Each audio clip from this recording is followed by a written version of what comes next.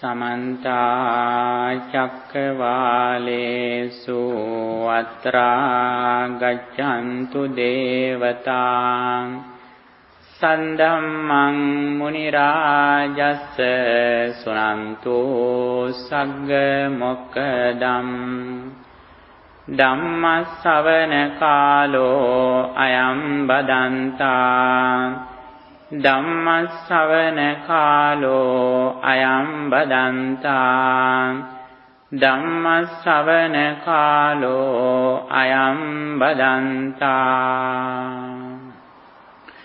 Namo tansa bhagavato arahato samma sambuddhassa Namo tansa bhagavato arahato samma sambuddhassa Namo tansa bhagavato arahato samma sambuddhassa Kammassa komhi kammadāyādo Kamma yoni kamma bandhu kamma patisarano Yang kammang karinsāmi kalyānan vā pāpakan vā tassa dāyādo bhavinsāmīti. Okay, dear Dhamma friends, here we are going to start our weekly Dhamma program. You can hear me? You can hear me? Okay. Okay. Weekly we discuss very special doctrines in Buddhism. Last week we discussed about the three meritorious deeds. Now I am going to explain here another very special topic in Buddhism, what is the karmic law and the karma and its effect in our life. This is one of the main topics in Buddhism. You know, when we discuss Buddhism, there are several special topics in Buddhism. There are many special doctrines in Buddhism. I think you can remember some kind of very special doctrines in Buddhism. Mr. Eric? Doctrine?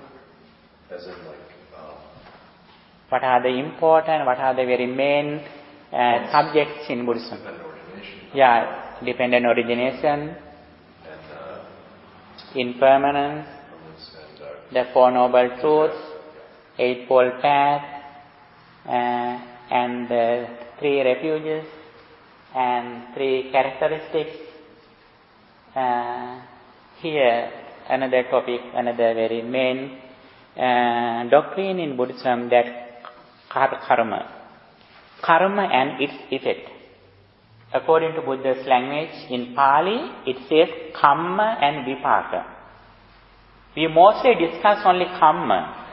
But kamma always is related to vipaka or results. Every action has a reaction. If we do something with intention, according to those activities, we will have the results. This is the nature of the karma. When we do something consciously or with attention, those actions have results in this life or any other future life. That is the nature of the karma. On the other hand, there is a very special thing. Buddha said very clearly, this is not his creation. This is a discovery. Buddha said, whether a Buddha appeared or not in the world, this truth is forever. When we discuss Buddha's message, especially the Supreme Buddha wanted to explain the reality of the world, the nature of the world. By explaining this message, The Lord Buddha wanted to give us the intelligence. His all doctrines focus on improving our intelligence or wisdom. According to Buddha's language, it says jnana, wisdom.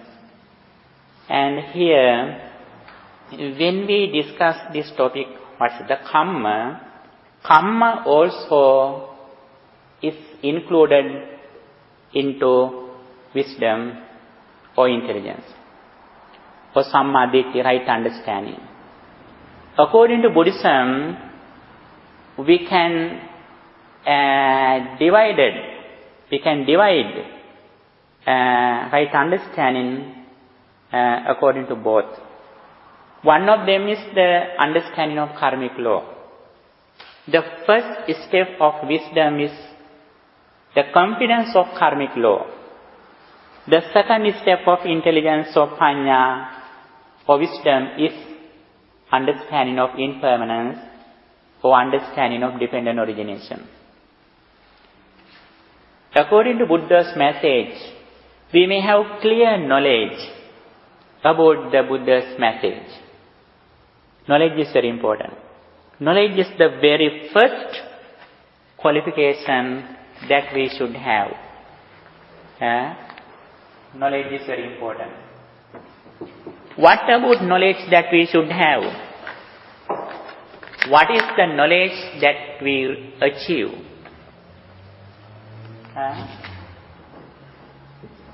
Here, knowledge is very important. What is the knowledge according to Buddhism? What kind of knowledge that we should have? Dhamma. Yes, it is the common thing, Dhamma. But when we say Dhamma, in Dhamma, what can we listening to? His teachings. In his teachings, what kind of things we learn, we listening to? We learn through his teachings about the karmic law and about the dependent origination or impermanence. These are the very important things. According to knowledge, there are both things that we learn. One of them is about the karmic law. What is the karmic law? The second one is what is the dependent origination or impermanence. These are the main things that we learn through listening to Buddha's message. That is very important. The first level, that is very important, karma. First thing is karma. And second one is dependent origination. Knowledge is very important. First of all, we may have clear knowledge what Buddha explained and where we should go, what we practice. Without knowledge, without a clear knowledge, we can practice this message and we can't achieve the results.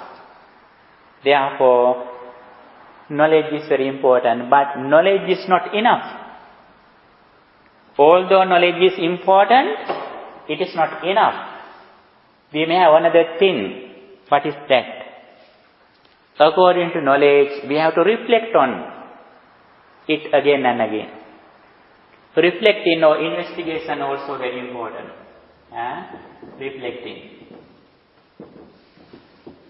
Reflecting also important because knowledge is not enough. But knowledge is very important. In our day-to-day life, according to this knowledge, we have to practice, we have to think it. Now you are here, when you are here, you have good attention, good awareness.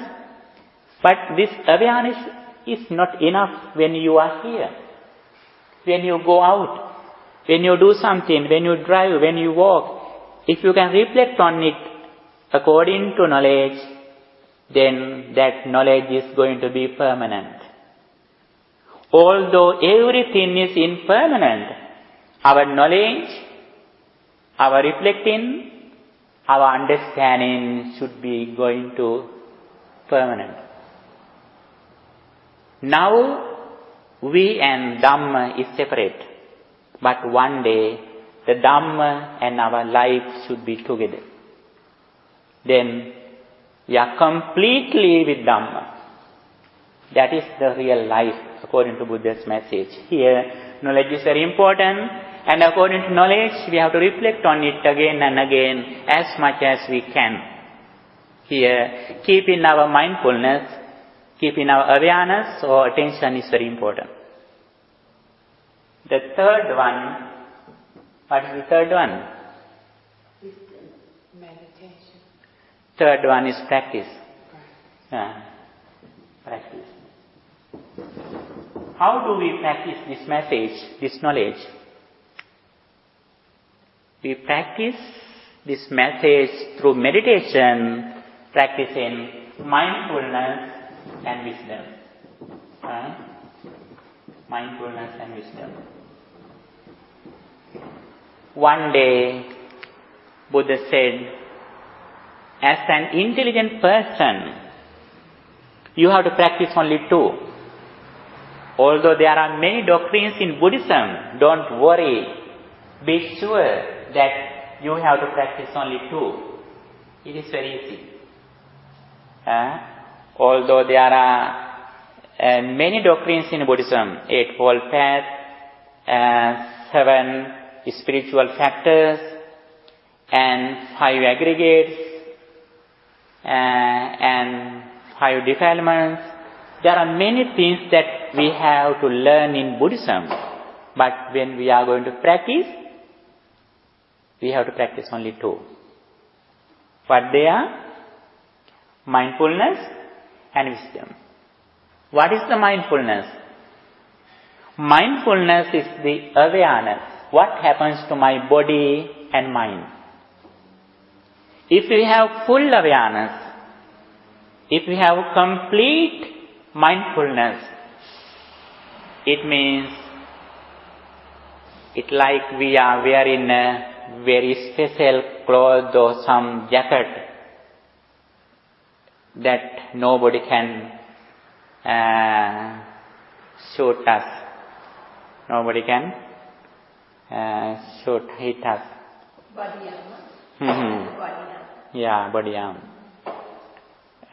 These are the things that, like our security. This is our refuge. If you have mindfulness always with wisdom, then nobody can disturb our peace of mind.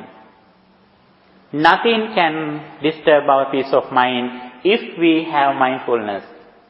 If we cry, if we are angry, if we are jealousy, it means be sure, even though you have knowledge, even though you are well educated, even though you are a follower of the Buddha, but at that moment be sure that you have no mindfulness.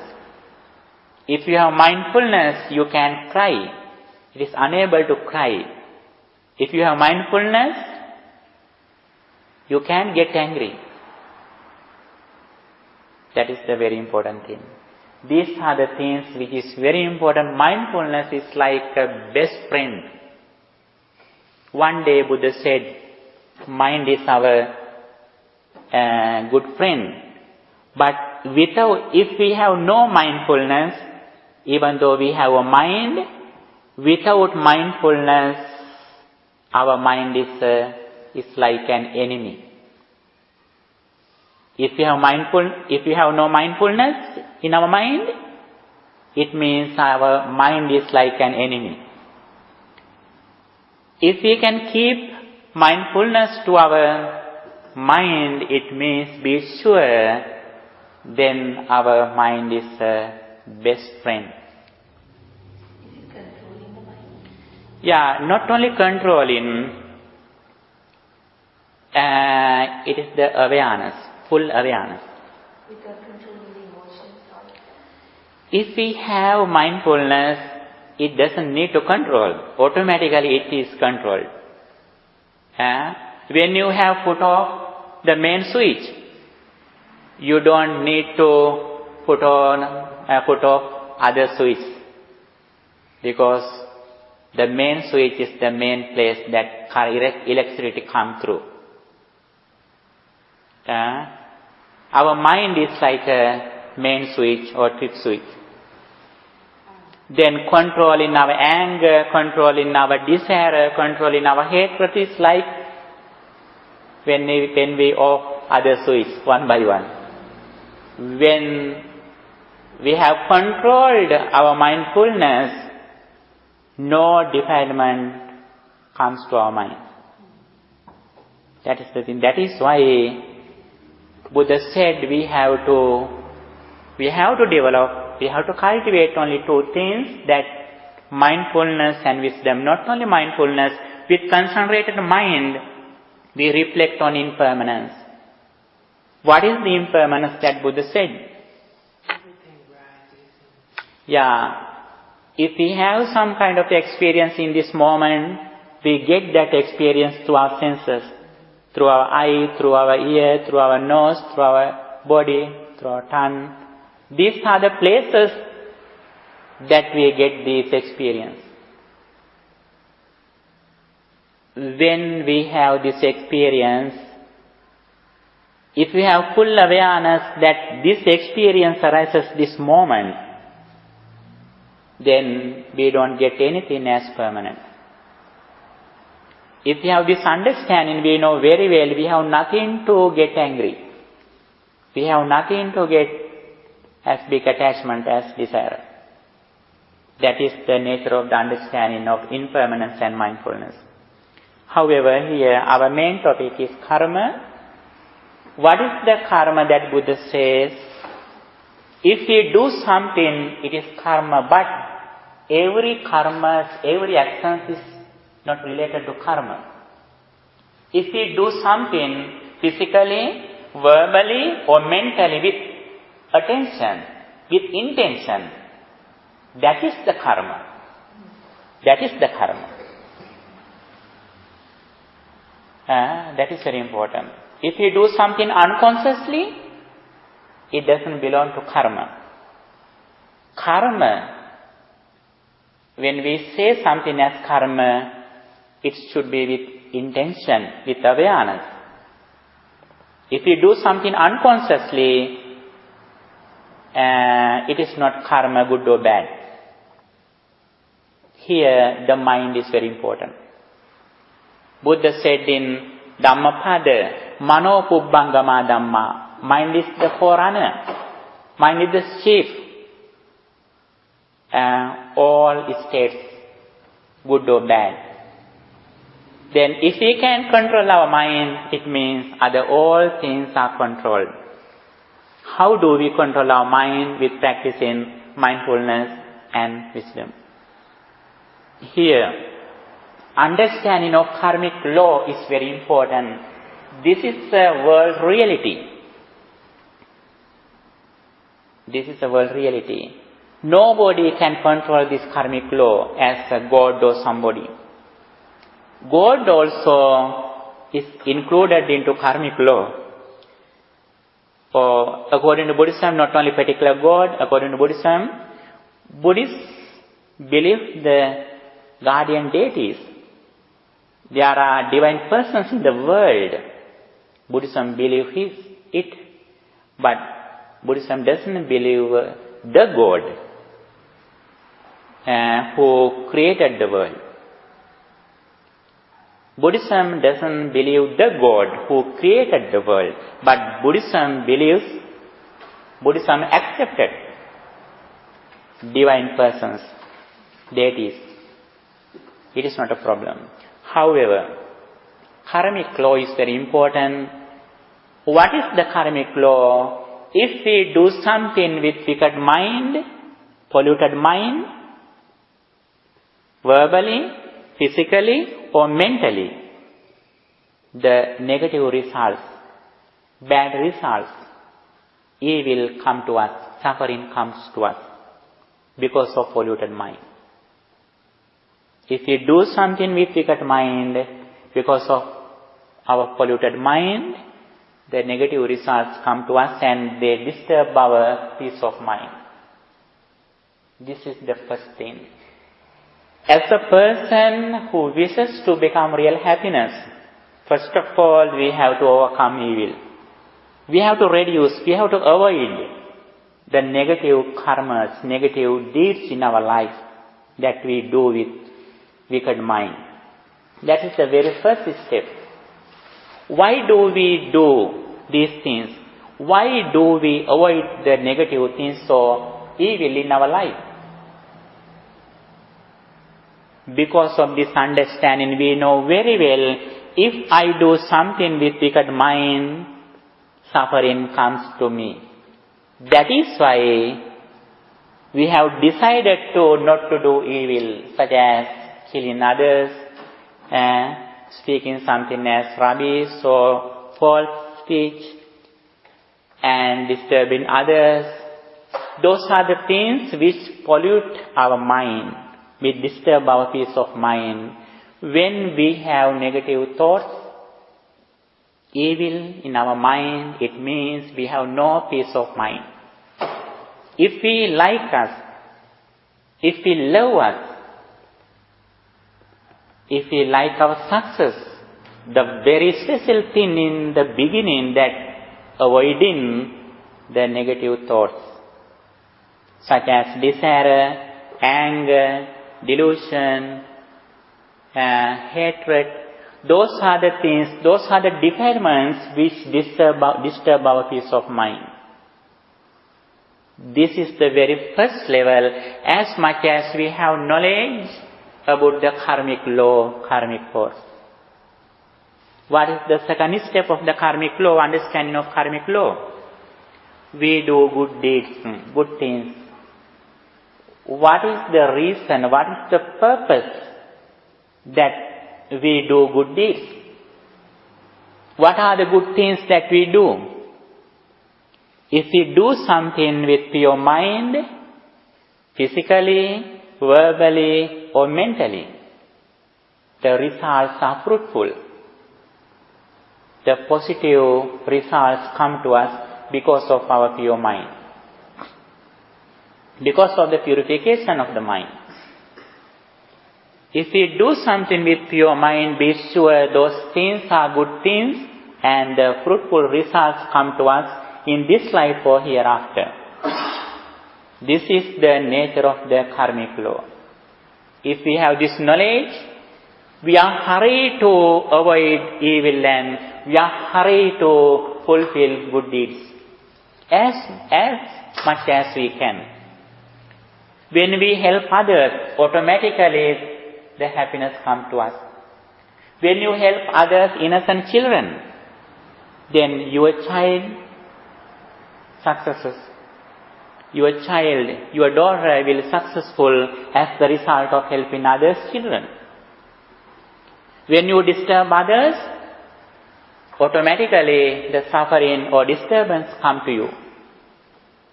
When you help others, or your parents, or your elders, then when you are going to old age, somebody is there to help you. But mostly, you don't become the big sicknesses because of your activities. We are not helpless if we have helped others.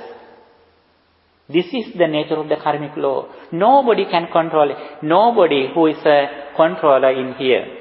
This is the process. When we keep something to this wall, then it comes back to me. Like a rubber ball. When I put it on the wall, then it comes to me.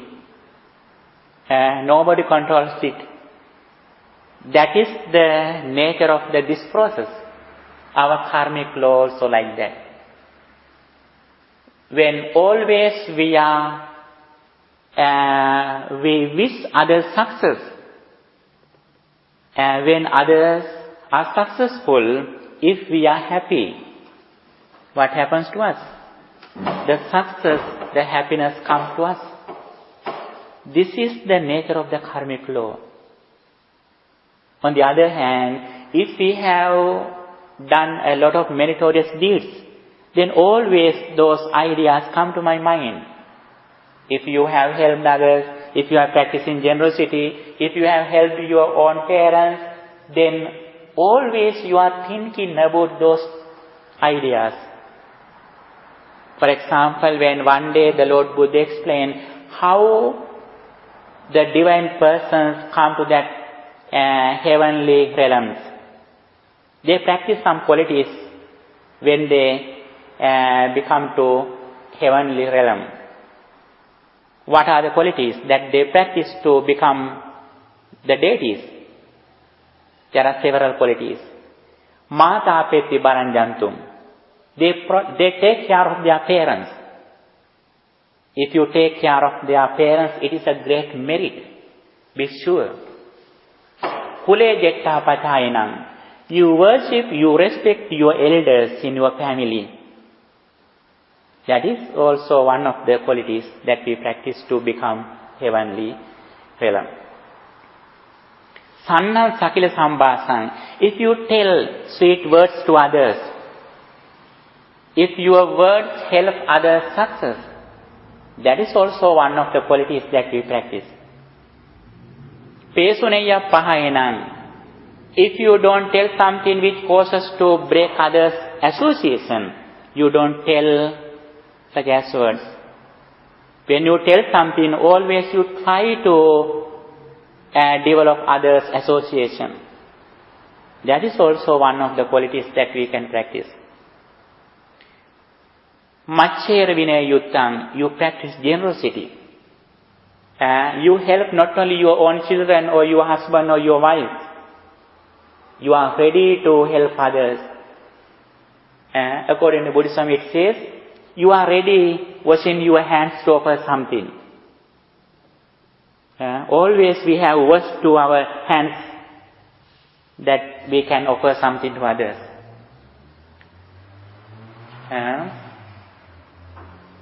Satchang koda bibunnaran. If you tell the truth, that is also one of the qualities. If somebody can practice these kind of qualities, what is the result? The next birth, we can become a heavenly realm. It means be sure not only hereafter, but in this moment, before death, although you are there in a human body, but mindly, mentally, you are like a God. You are like a divine person. Although you live in the human realm, physically, mentally, you are living in the heavenly realm. Be sure. Because always you are happy. Always you are ready to help others. Every moment you are ready to practice generosity. Always you have disciplined your speech. Every moment you are ready to help your parents and elders. Because of these qualities, always you live with these qualities. If you have not done these kind of deeds, what happens to your mind? Then negative ideas come to your mind. Jealousy, hatred, delusion, desire, ill will, those are the things in your mind if you have not done these kind of deeds in your life. If you have done more things as merit, be sure then we live with these kind of attitudes. If you have helped some innocent or poor people, then many times during a day you remember those things. If you have taken care of your parents, then always you think about your parents. It means your gratitude. You are a grateful person. It is your gratitude. You know, according to Buddhism, Buddha explained, every good qualities depend on gratitude. in Buddha's language in Pali. Kevala kesa bhikkave sappurusa bhumi yadidang katanyuta katavedi. Every good qualities depend on gratitude. If you wash your body, you respect your body, you show your gratitude to your body. If you clean your house, you show your gratitude. If you wash your car, it means that is your gratitude. If you help your parents, if you take care of your parents, what is that? That is your gratitude. If you do your job honestly in the proper time, with correct way, what is that? About your salary. For your salary, you fulfill your duties. That is also your gratitude. Everything. If you wash your clothes, that is also your gratitude. Yeah? You respect your physical body. That helps your life. Then everything that we do depend on gratitude. Then if we have these qualities in our life, then we are happy. Then negative ideas can disturb our peace of mind. Always we live with good qualities. Every moment we remember these kind of ideas in our mind. Then with the understanding of karmic law, then always we try to get rid of evil. Not only getting rid of evil, but as intelligent persons who listening to Buddha's message, we always try to practice some kind of good qualities. Then, if we are living with good qualities, what happens to us? Then our mind is with happiness. Then negative defilements don't come to our mind, and they can disturb our peace of mind. The important thing that we have our mind. Although we have mind, if we don't practice that mind with meritorious deeds, we have no real happiness. Can you overcome dukkha by that? Can you overcome suffering by that? Some kind of sufferings we can overcome by practicing good deeds. Not only that, we have another step. We will discuss that step too. Now, in this level, confidence of karmic law is only the first level. That is another second level. Even though you have done a lot of deeds, good deeds in your life, sometimes as your previous karmic energy, you may face some kind of problems. On the other hand, as human beings, our physical body, day by day, it is going to old age. That is the nature of our life, our physical body. On the other hand, we are subject to get sick. We are subject to die. Although we have done a lot of meritorious deeds, sometimes when we become old age, when we become sicknesses, when we are near to be die, then we suffer. But for that we have to practice another step. We are discussing karma is the first level. Kamma sakata sammaditthi. According to Buddha's message, wisdom or panya can be divided into two. The very first level is kamma sakata sammaditthi. Right understanding of karmic law. That's the first level. If we have practiced this knowledge with this understanding, we can overcome 50% sufferings in our day-to-day life, not 100%. Yes? I wonder, getting back to when you were discussing mindfulness, you said if we have awareness and we're aware of our body and our mind, it's like a protection. We won't allow anything to come into our mind to destroy our happiness. That's our ultimate goal, just to have Yes. Yes. And say, for instance, if someone comes into our space around us and they have negative vibrations, then having mindfulness is to be aware of the characteristics of that particular person. Mm-hmm. And when we're aware, we won't let them destroy anything. Mm-hmm. Their negativity, we can block that out. Yes. We can detach ourselves Mm-hmm. from them. Yes. When we practice mindfulness, as I mentioned before, we practice awareness. If a person has disturbed us, that person disturbed a few minutes. Sometimes a second, that person disturb or do something else as misbehavior. But after that thing finished, when we think it again, what happens to us? We go to the past. We go to the past experience and we think that past experience like the present experience. That is the reason of suffering. But if we have practiced mindfulness, at that moment that person disturbed us, we have full awareness. Now this experience arises, this moment, this experience impermanent. Now we have full awareness with this experience. After that is finished, when we think it again, now we know very well, now I think that past experience. But it can't affect me. We can remember it, but that experience can't affect us. That experience can disturb our peace of mind.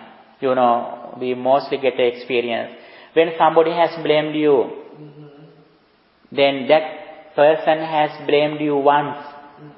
When you think again and again, what happens to you? What happens to us? Get upset? We get upset. What is the reason of getting sad? As soon as we remember that experience, we go to the past experience. We live in the past. Our mind runs to the past, and because of no mindfulness, we live in the past experience. Then that person has blamed you once, but you are blamed many times again and again by yourself. Because you don't have mindfulness. Because of no mindfulness. That is why Buddha has explained the importance of practicing mindfulness. Practicing mindfulness is not only the present experience, but when some ideas come to your mind, now we know very well, now these ideas come to my mind this moment. Although the incident is as a previous experience, this experience, this idea, just now it came to my mind. Then if we have full awareness, we can remember it with consciousness. Mindfully we can reflect in, we can remember it, but we don't sad. We are not sad. The suffering does come to us. That is very important.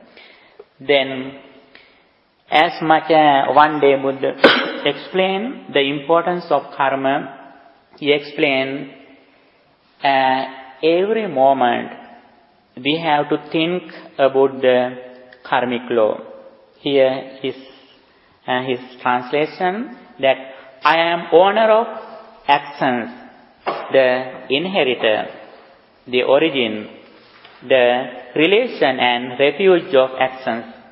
Whatever actions I perform, whatever good or bad or evil, I will be their inheritor.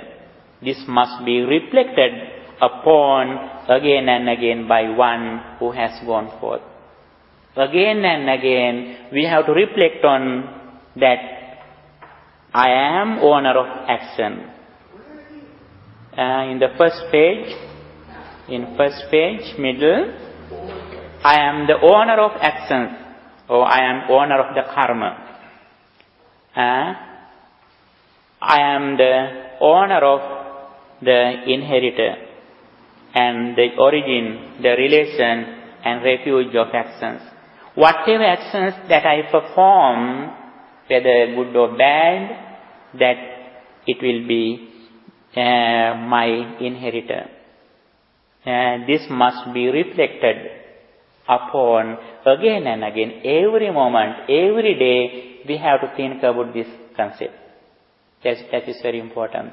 If we have this idea, if we have this attitude, every moment we try to avoid evil, every moment we try to good deeds.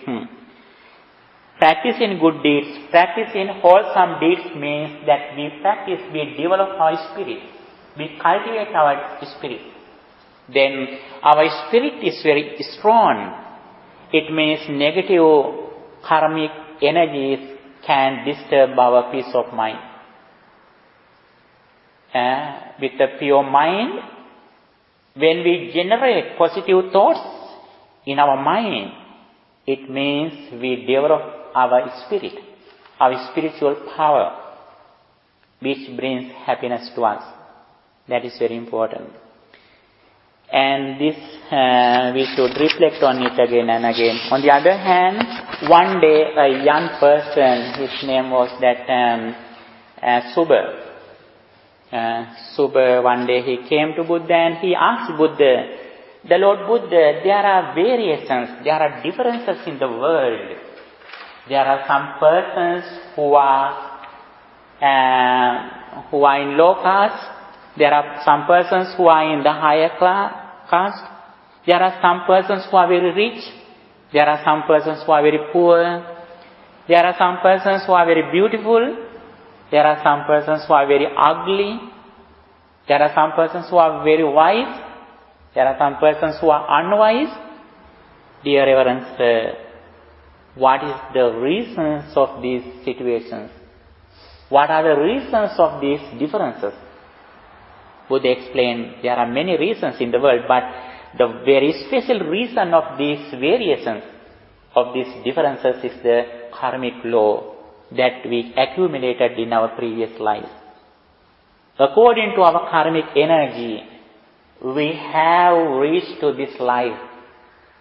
Our children, our parents, our place, our job, our relations, our parents, all of things we have achieved as the result of our previous actions. Actually, more than 70% have affected to our life. But we have to cultivate some things in our environment, in our education. We can develop some things. The special thing that we have achieved a lot of things from our karmic law, previous karmic law. Here, doing good deeds, we always try to keep a pleasant environment outside. But it is not the complete answer of our suffering, for our suffering. There is another way that Buddhism says. That is why we have to go to next level in the wisdom or panya. Now, we think the suffering comes from outside. We mostly think suffering or happiness come from outside. But according to Buddhism, suffering or happiness doesn't origin from outside. It arises in our mind according to our attitude. For example, now you are sick, but you don't know that you are not sick. This is an example. You have a very serious illness which started before 3 years, but now you don't know it. Then, are you worried? Are you sad? No, you are not sad. Then, after doctor report, you know that now I have a serious illness. Then what happens to you? Now you are so sad. Yesterday you are not sad, now you are sad. Are you sick physically or mentally? Actually, physically we are 5% physically we can be sick, but more than 90% we are sick in mentally. On the other hand, now you think that you have been suffering from some illness since few months or few days. But before several months, you are completely okay. Now you are not sad. Now you are not ill. Now you are not sick. Completely you are recovered. Now, just now. But still you are thinking, I am suffering with that illness. Because of no report. Still that report doesn't come. Now you think still I am suffering with that cancer or something. Then you are suffering. But one day the report comes to you. Then that report says you that before several months your illness completely okay. Now it is completely recovered. Before few months ago. Then during those months, what happens to you? You are suffering. You are suffering mentally. But physically you are okay. But you think still I am sick. That is why you are suffering. But report says that you are okay before several months ago. Be sure that if we suffer with illnesses, we mostly suffer mentally. Physically also we suffer.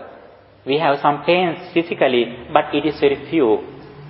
But we mostly suffer mentally. If we can change our attitude, we can overcome completely our suffering. Our happiness or suffering completely depends on our attitude. All Buddha's doctrines focus on going to another way of attitude. By listening to Buddha's message, we change our attitude into correct way. Now, when some illness or something come to our life or physical body, we think, I am suffering, I am ill, I am sick. Now, we have taken that illness as mine. Then, if we have changed our attitude,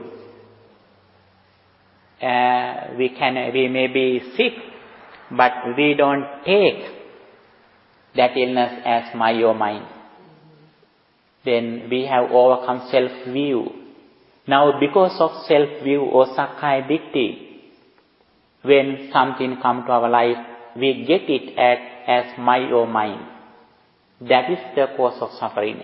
If we can overcome self-view when something comes to our life, then we can overcome suffering.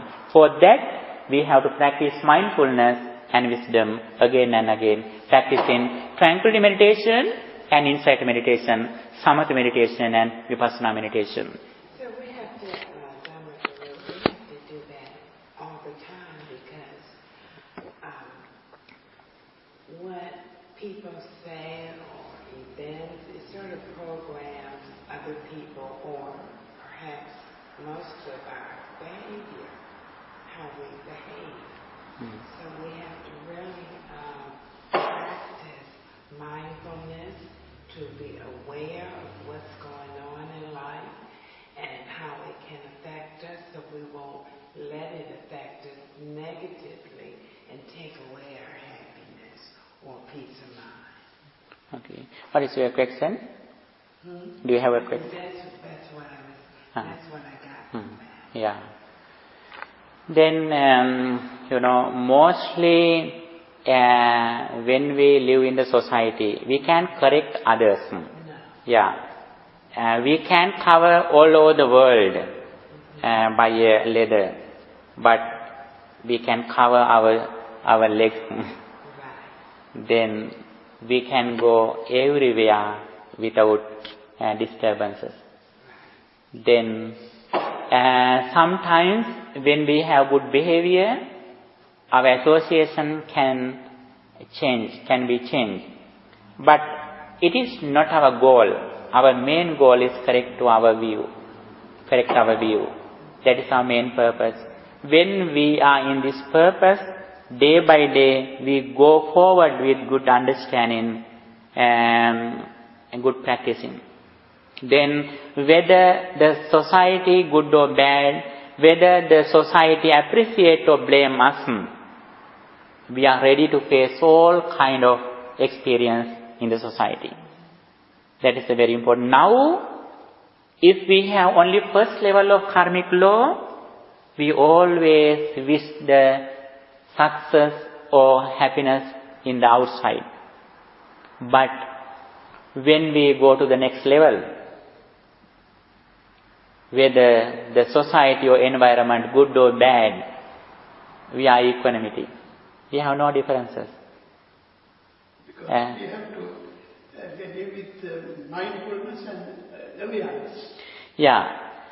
Not only mindfulness, but we know the impermanence. Yeah. When we have some kind of experience as forms, as sounds, as smells, as feelings, it means there are four primary elements, which are fire elements, earth elements, water elements, and air elements. Those are the things which are everywhere. For example, if you have a very new technology vehicle or old vehicle, whether old or new, it is only four elements. Satara Maha Bhuta Rupa. Put Patavi, Apo, Tejo, Vayo. Earth elements, water elements, fire elements, and wind elements. Those are the things everywhere. Because of our attitude, we think this is good, this is bad. For example, if somebody comes here, he thinks that this is very good environment. Somebody he thinks that this is not good, this is bad. But this is same. According to our attitude, somebody is happy, somebody is worried, somebody is sad. If we can change our attitude, that is a very special discourse in Buddhism in Majjhima Nikaya, the middle length, that it says then Indriya Bhavana Sutta. In the discourse of Indriya Bhavana means the discipline of our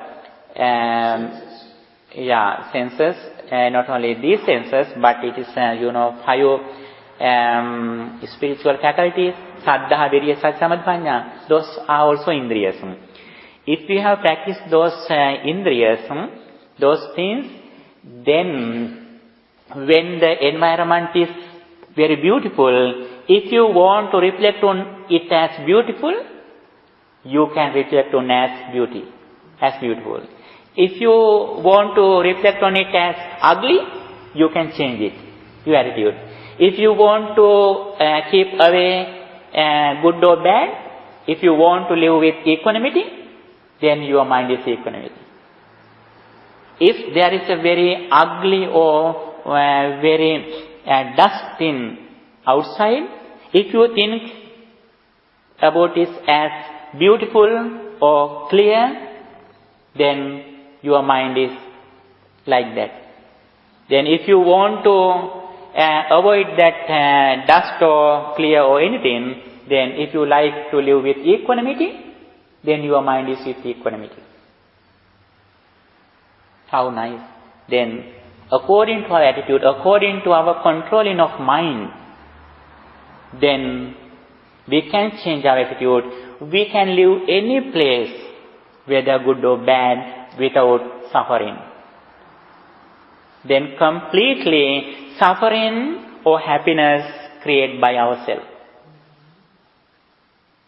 Then according to our changing of mind, according to our attitude, we can change our attitude, then we can change negative feelings.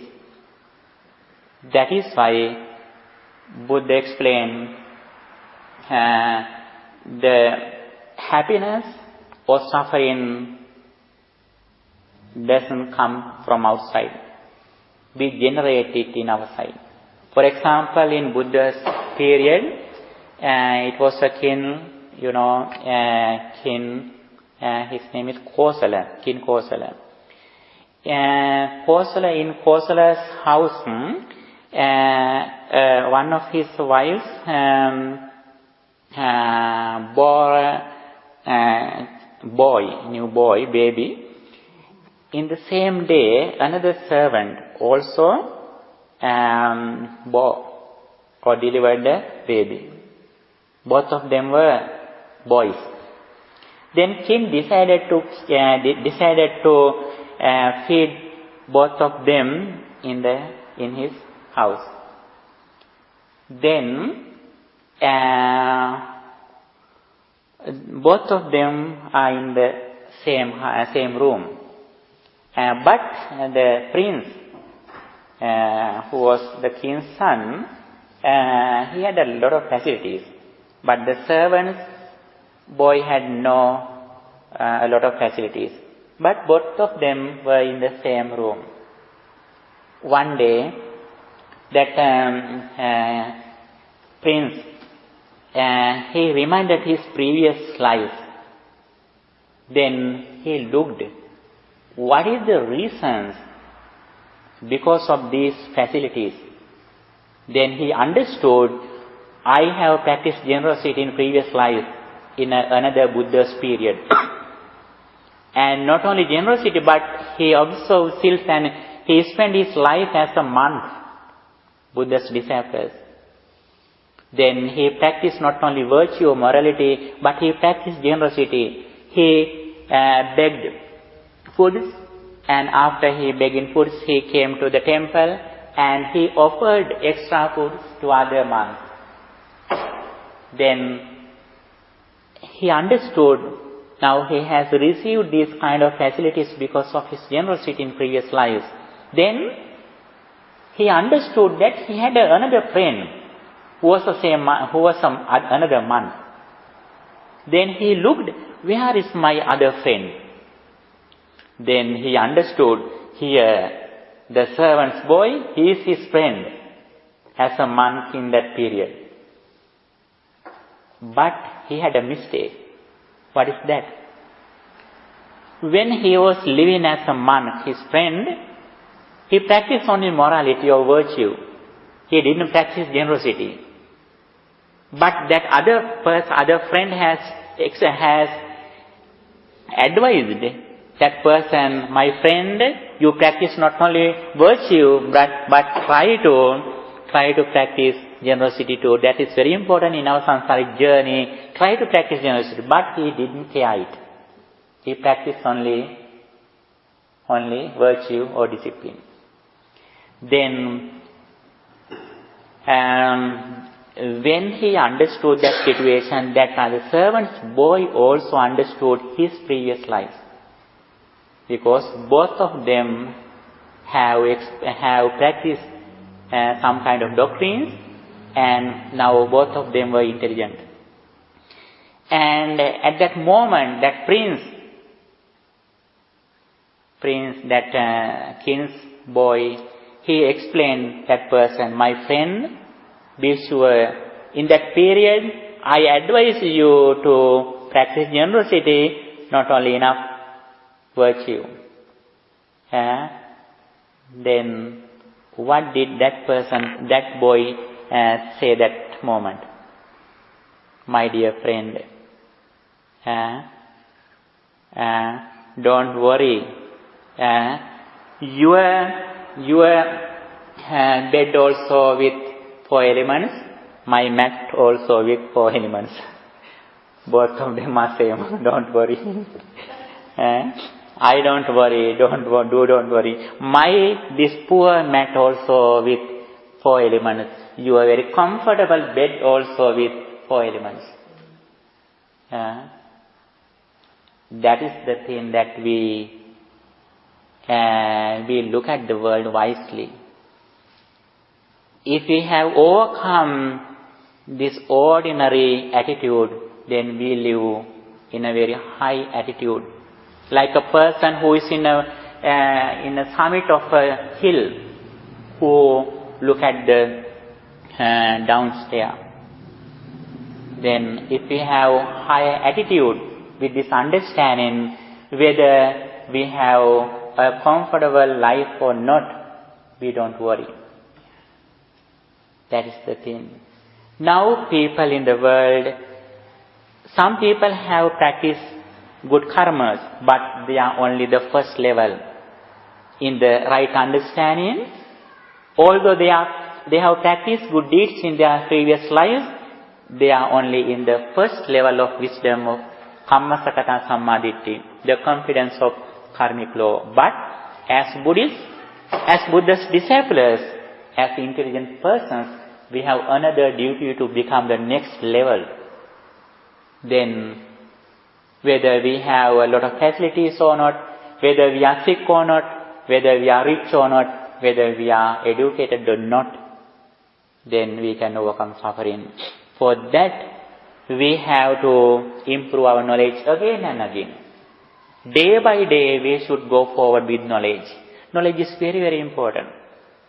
Then, not only knowing at least one or several discourses, but if we have read or listening to many discourses, many doctrines in Buddhism, we know various ways how do we practice this message.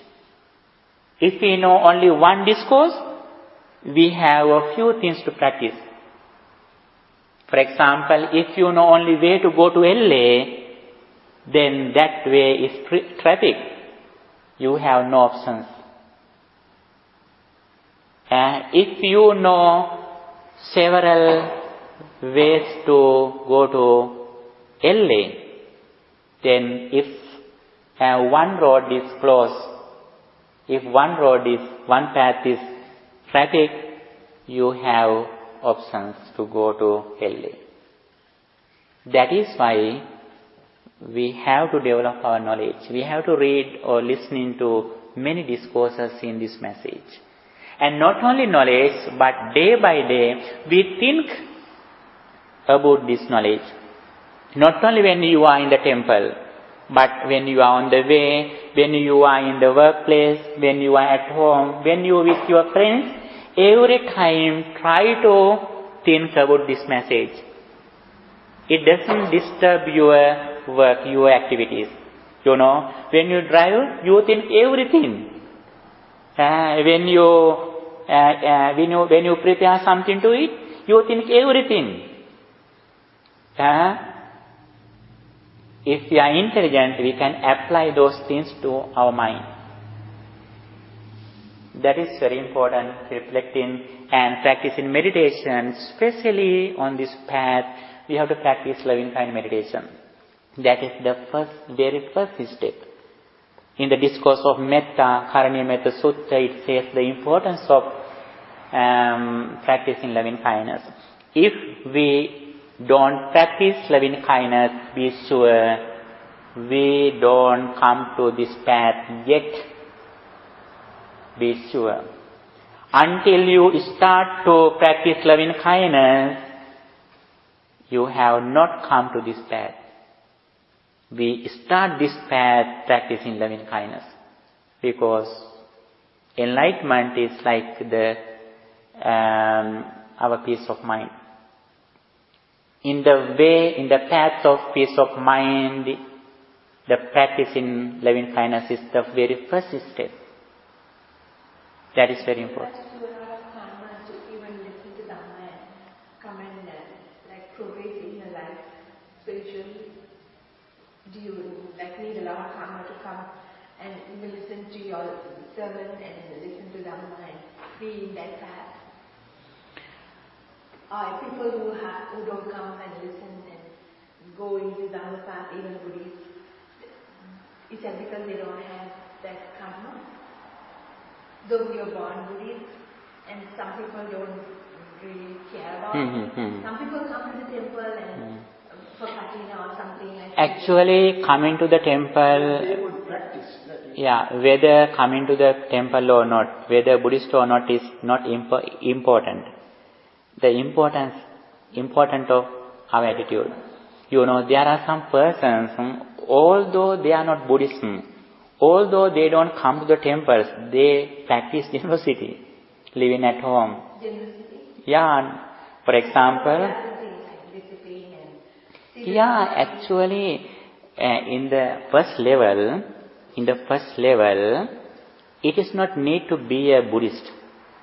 No, I'm not saying. Yeah. I'm saying, like, do you need to have a certain level of Kamma to come and to be in that path? Actually, in the first level, practicing good deeds is very important.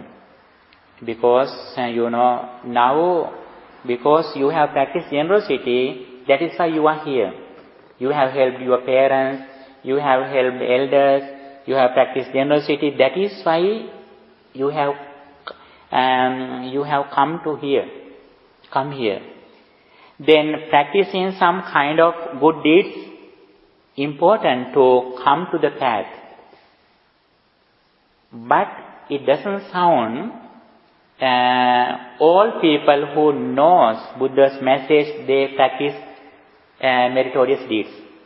There are some persons, they know a lot of things in Buddhism. Sometimes they discuss a lot of things as deep topics, such as impermanence, dependent origination, Four Noble Truths. They talk a lot.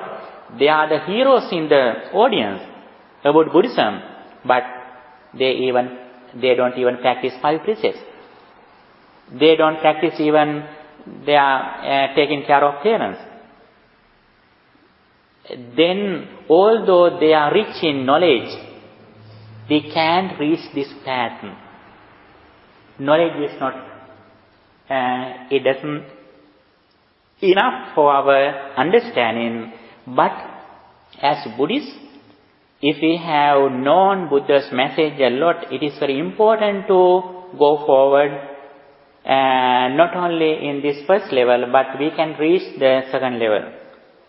But I'm not sure whether I gave you the correct answer. But at the first level, by listening to Buddha's message, we understand the importance of karmic law.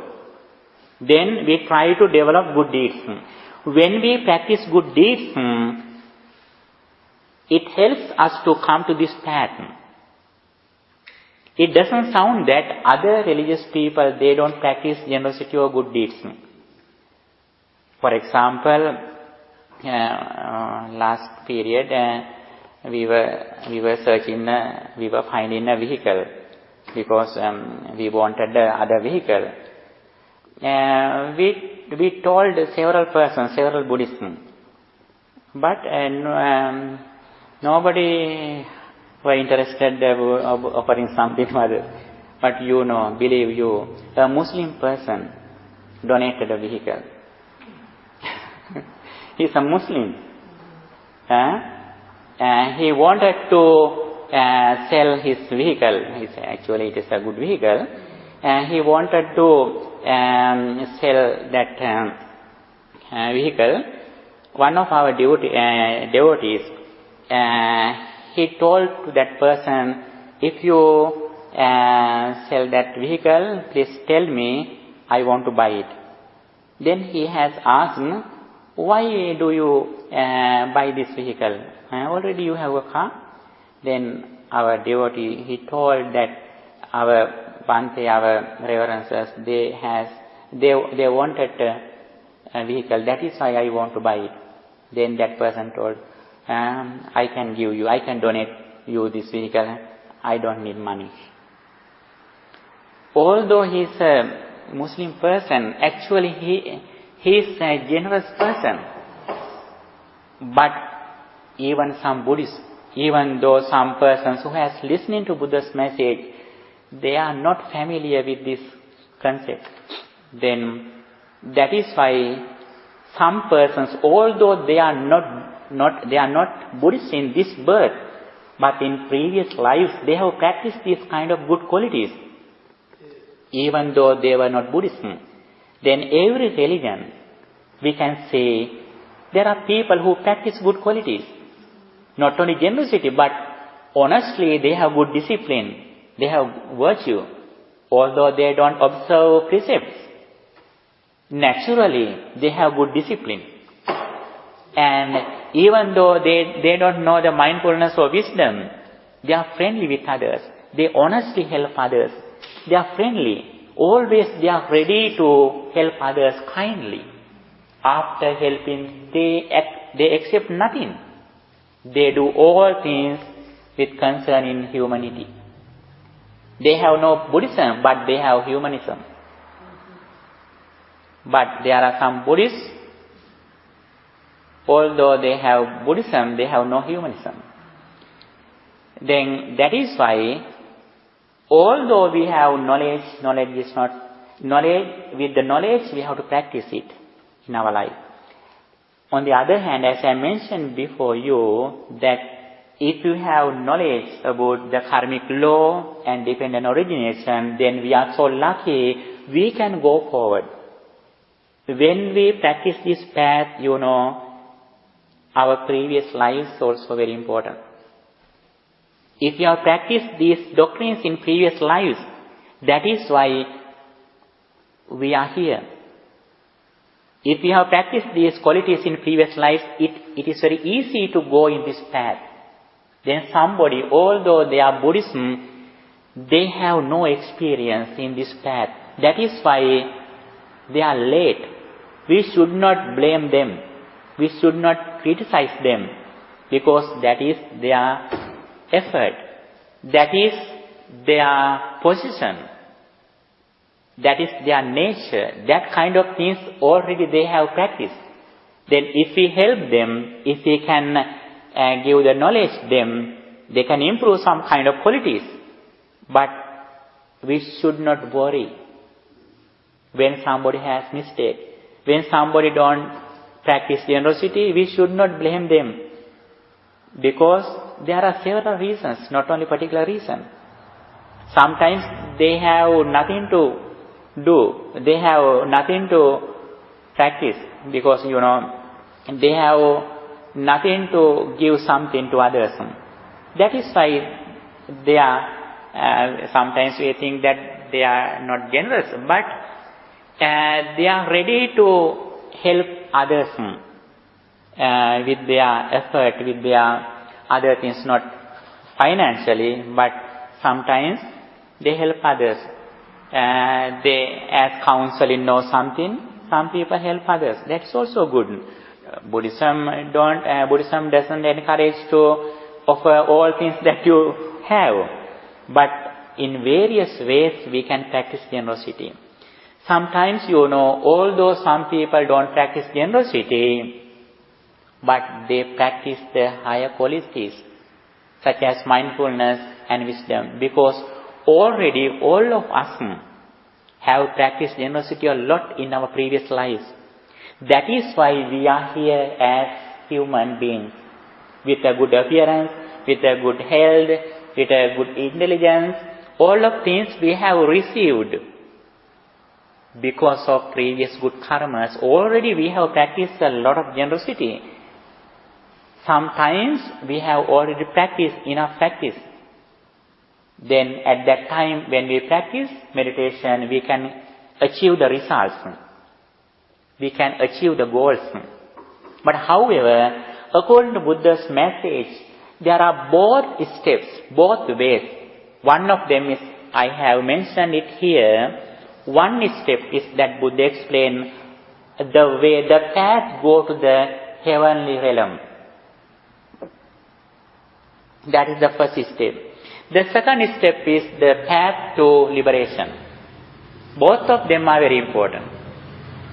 But at the very beginning, the Buddha explained the path of heavenly realm. Practicing generosity, meditation and virtue, we accumulate merit to go to heaven. That is very important. Not only heaven, but also come to human realm.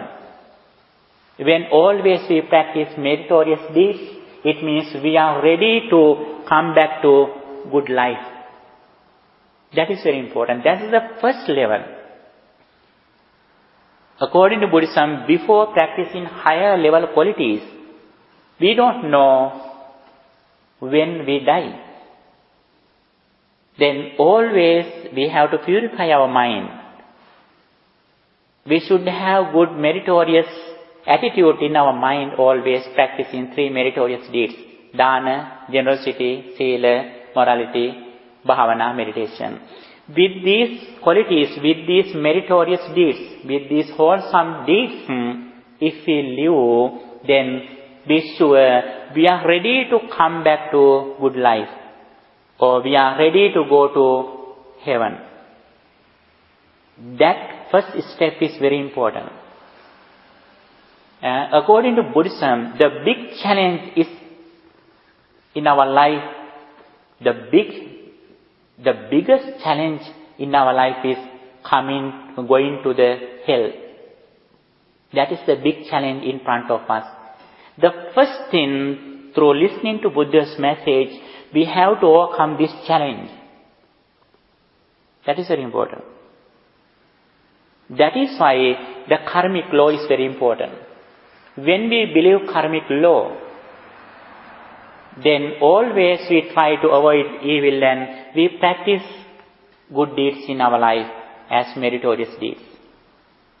But some people say if we don't do anything bad, we are okay, we're not going to have a bad place.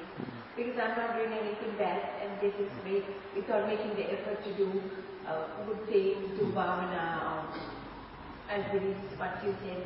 Those things they say, oh, we don't do anything bad, so I'm not doing anything bad, so I'm okay, I don't have to make effort. Yeah, somebody says it, it doesn't matter, actually we have achieved this kind of life because of our previous good karmas. But that's not okay, like if you don't... Yeah, not only avoiding evil, but as intelligent persons, as Buddha's disciples, when we listen to Buddha's message, we know very well what is the importance of doing good, The results are not only hereafter. The people who tell like that, they believe that the result of good karmas come to next life. That is why they tell that. We should know, when we do good deeds, the results come to this life itself, not only hereafter. Especially when we develop our spirit, then we are very strong, then the sicknesses don't come to us, then the problems come to us, that is very few. On the other hand, when some negative results, as our previous activities, when those negative results come to us, when we are strong with the wholesome merits, then those negative feelings can disturb our peace of mind. We can reduce that strength of the previous negative karmas. That is why we have to develop it. Then on the other hand, when we practice good deeds, then our spirit grows up. There is another benefit, that we meet the same quality people in the society. When we are growing up with spirit, practicing good deeds, then the same persons, we can meet the same persons who practice some kind of good deeds. That is another thing, another important thing.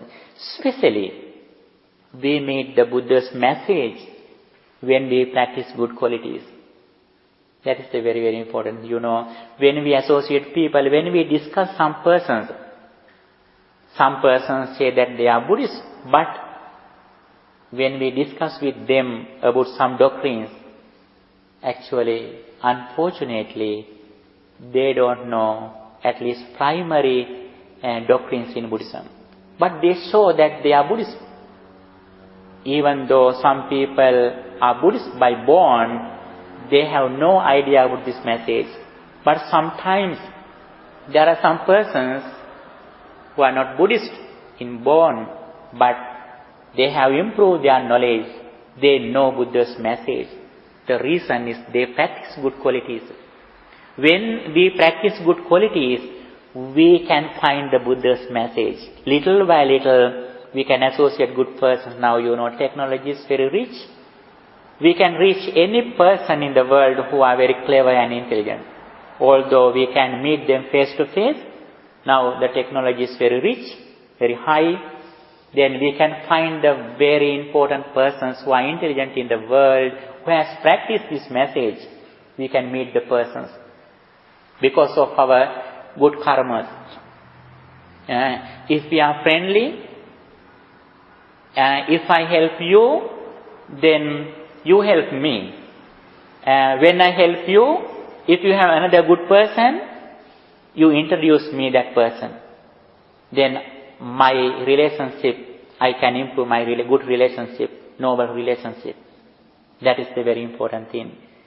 If I have a very important book, which has very important doctrines, then if I give you it, then you have another book, very important, you give me that book. This is the nature of the practice in good deeds. When we are generous, when we practice generosity, when we have good discipline, then we meet another disciplined person. This is the nature of the practice in good deeds. This is the benefits of practicing wholesome deeds. Then we don't want to criticize others, but if we have knowledge, as much as we can, we try to develop these qualities in our life. That is very important because the time is very few. We have no time to criticize others.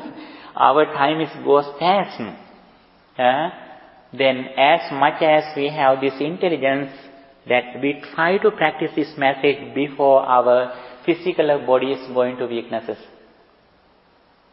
That is very important. Every moment we try to develop, associate good friends, listening to this message, reflecting and practice.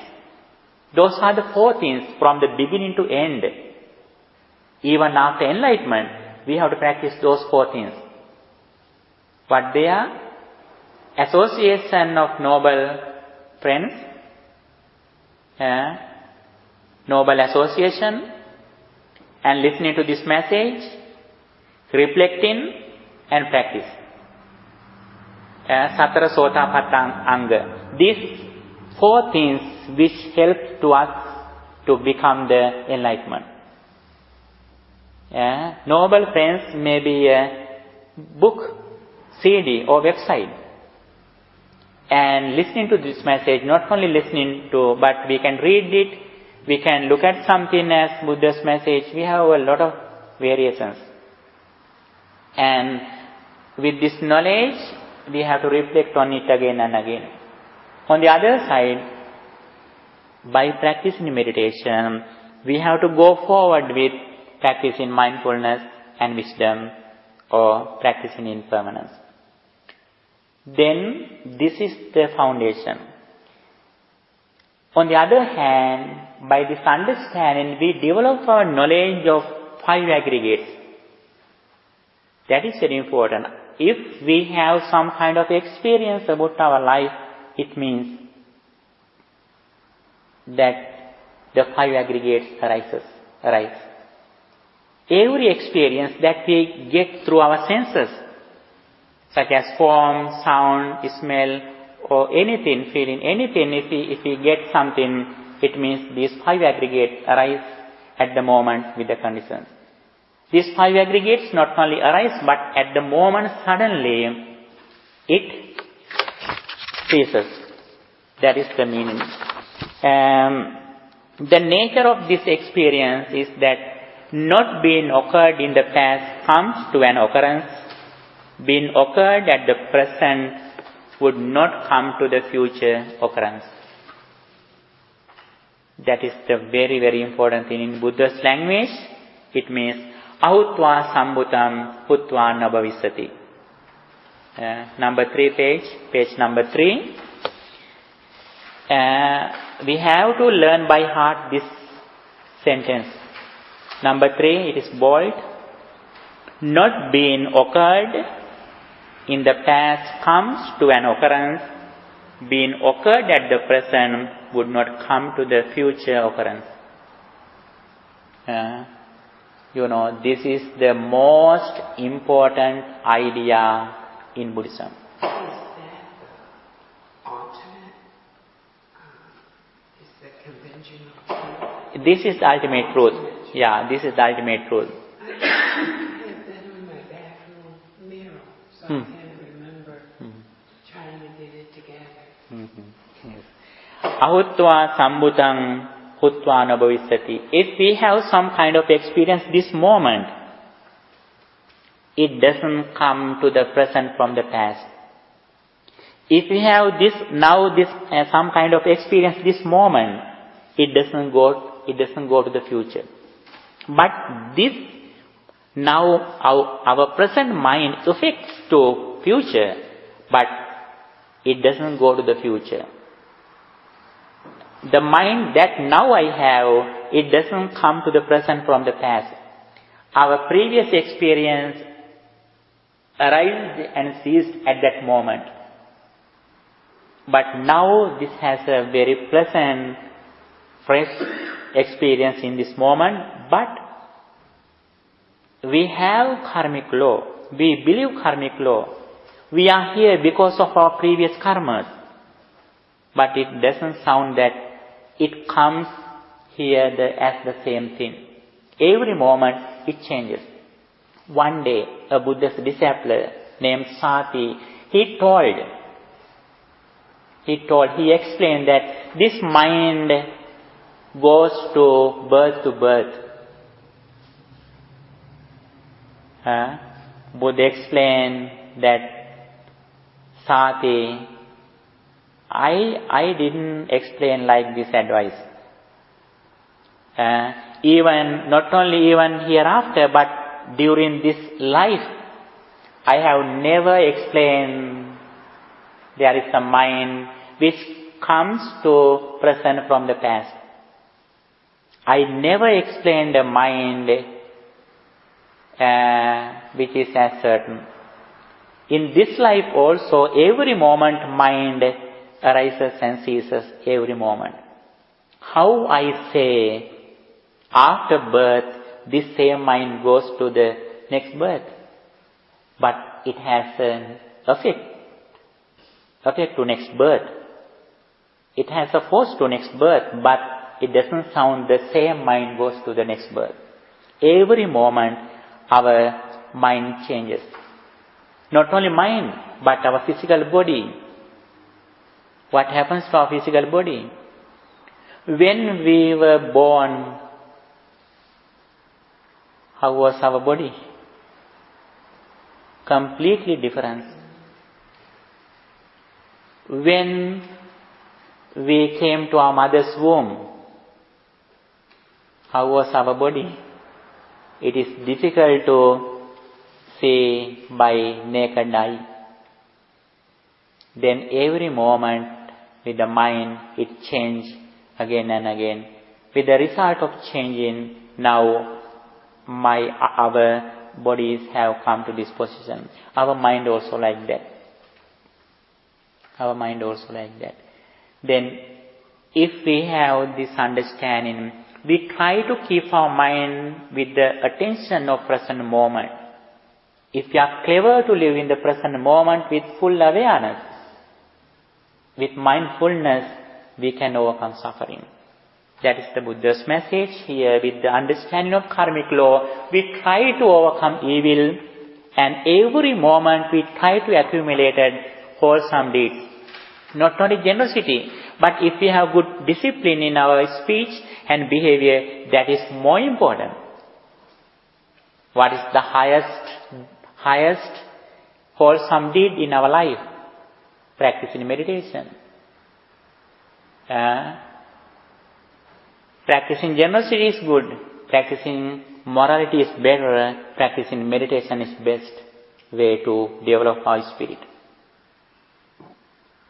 From beginning to end, from practicing loving kindness, little by little, we can improve this knowledge. If we are with meditation technique always, it means our mind has no anger, desire or hatred. Always our mind is pure and calm. That pure mind can generate our positive thoughts, that spiritual mind can reduce our previous karmic results. That is the very important thing. On the other hand, that spiritual strength can find some good friends to our life. That is also important. Through those good friends, we have a chance to listen to this message again and again. As the result of listening to this message, we can go forward on this path of purification or liberation, which is the final goal as Buddhists. Dhammagaru, could you, it seems like I keep forgetting or whatever, loving kindness meditation, just briefly, just clarify that for me, just tell me what that is again. Briefly. Yeah, actually the very first thing is keeping the mindful sign. Mindful sign. Sign is very important. Yeah, here in this area, we put our attention. In this area, any kind of meditation, when we go to practice any kind of meditation, not only breathing meditation, loving kind meditation, concentrating dead meditation, reflecting Buddha's quality meditation, any kind of meditation technique when we are going to practice, first of all, we should identify the sign of meditation. We put our attention near this area. Keep in this area our mind, our attention. Then by practicing loving kind meditation, first of all, we think about our success. As we practice daily, weekly, may I be well, happy and peaceful. May I succeed everywhere, every moment. May I attain final bliss of liberation. Again and again, when we practice, we are friendly with our mind.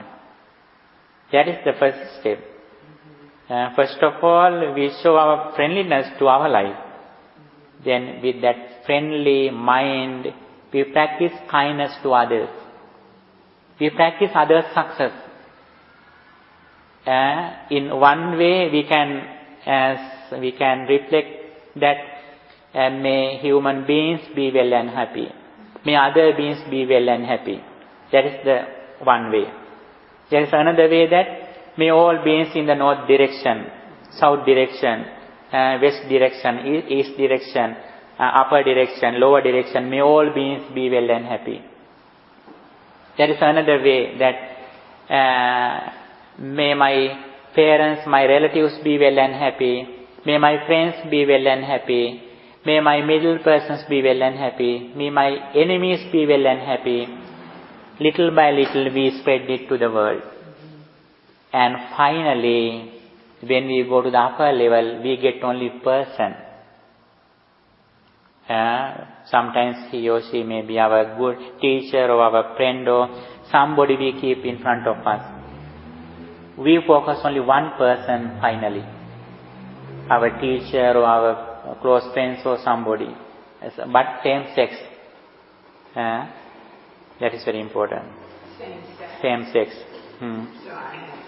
You have some friends who are in your classmates or in your workplace, as your sister, your mom, but that should be a living person.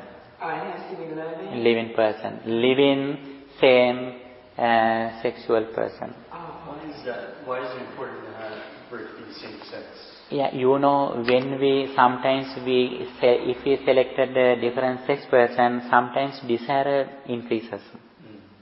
Our raga or, desire, a big attachment arises. That is a damage to our spirituality. That is why we, in the higher level, we select only one person who is the same sex, like our brother or sister or our mom or father or friend, like that. And also he or she should be a living person.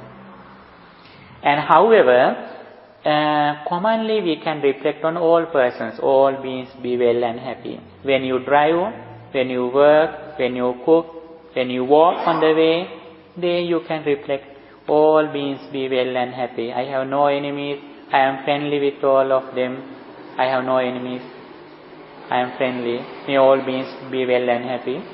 Again and again you reflect on. When we reflect on this again and again, when somebody meets us, we think suddenly, this is my son or daughter, this is my brother or sister, this is my mom or dad. When we have this attitude, we have no disturbances, we have no defilements, we have no anger when we associate with people. We mostly suffer because of anger. The other defilements disturb us very rarely, but mostly anger disturbs our peace of mind. If we are always with loving kindness, it means we have overcome anger. That is very important to peace of mind. That is why at the very beginning on the path of purification or liberation, Buddha has explained the importance of practicing loving kindness. Okay, now the time to end our class, Thank you for your coming. Today we discussed the karmic law, which is a very main topic in Buddhism. According to this knowledge, we develop our knowledge and we develop our spirit practicing meritorious deeds every moment, every day. Not only generosity, not only morality, but especially we may try to practice meditation. That is the highest result meritorious deed in our life. And by practicing this kind of meritorious deeds, we develop our spirit in the maximum level. And also with that spiritual mind, we develop mindfulness and wisdom according to Buddha's message. That is also the highest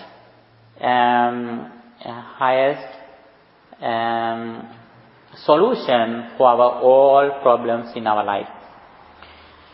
Okay, thank you for your participation for this class. I appreciate you and I wish all of you all the best. And now the time to transfer the merits that we accumulated in this moment. First of all, we worship the Lord Buddha and we observe the 5 precepts. We meditated and this moment we listening to Buddha's message. By doing all of these activities, we accumulated a lot of meritorious deeds. By the power of all these merits, may our departed relatives be well and happy. May all of them become their good life.